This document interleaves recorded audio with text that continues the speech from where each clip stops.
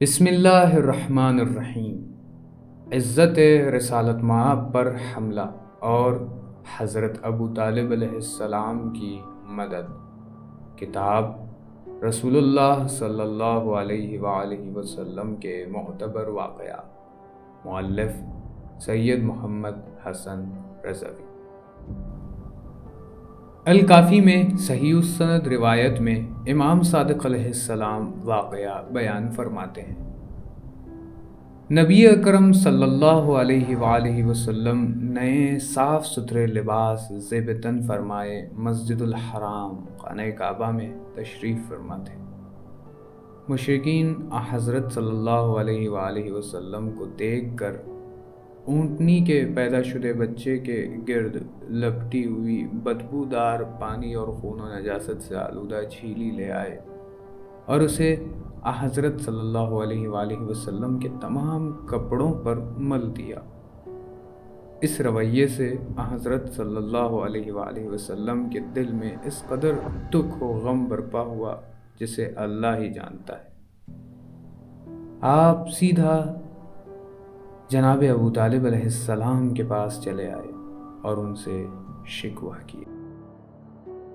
چچا جان، آپ کی نظر میں آپ لوگوں کے درمیان میرے حسب نسب کی کیا حیثیت ہے؟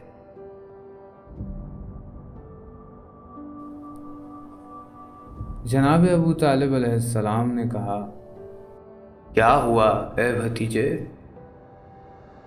حضرت نے انہیں پورا واقعہ سنایا۔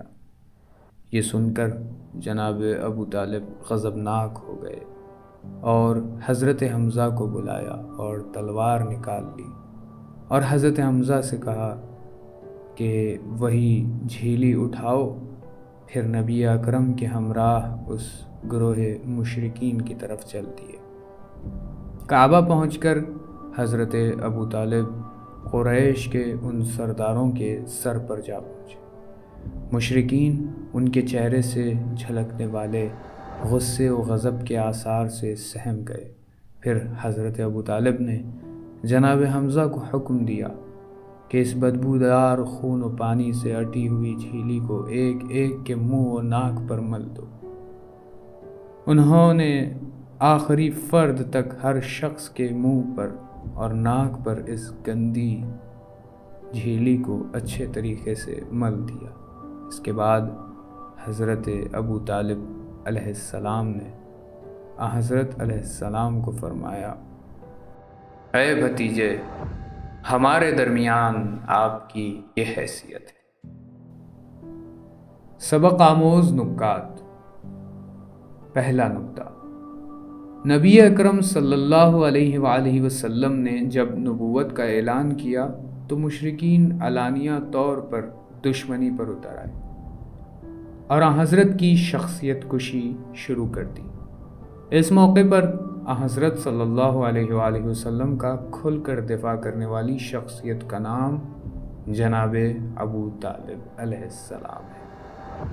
دوسرا نکتہ، خانہ کعبہ کے مختلف حصے مختلف قبائل کے اعتبار سے تقسیم تھے، جن میں ایک حصہ بنی عبد المطلب کے لیے مختص تھا۔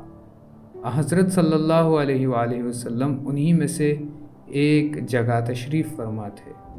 یا بعض واقعات سے معلوم ہوتا ہے کہ نماز میں مشغول تھے کہ مشرکین کے شرپسند ایک گروہ نے یہ پست حرکت کی کہ حضرت کے نئے صاف ستھرے کپڑوں کو اونٹنی کی گندگی و نجاست سے آلودہ کر دیا۔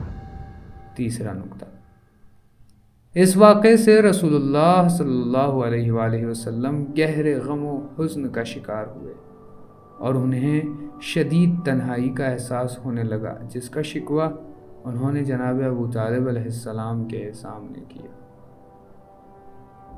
چوتھا نکتہ، رسول اللہ صلی اللہ علیہ وآلہ وسلم نے رائج قبائلی حمیت کو مد نظر رکھتے ہوئے شکوہ کیا کہ میں بھی بنی عبد المطلب سے تعلق رکھتا ہوں، پھر کیوں اولاد عبد المطلب کی جانب سے میری مدد نہیں کی جاتی اور تنہا چھوڑ دیا جاتا ہے؟ جناب ابو طالب علیہ السلام نے حضرت صلی اللہ علیہ وآلہ وسلم کے شکوے پر غصہ و غضب سے بھرپور اقدام کیا اور جناب حمزہ کے ذریعے سے مشرکین کو ذلیل و خوار کیا۔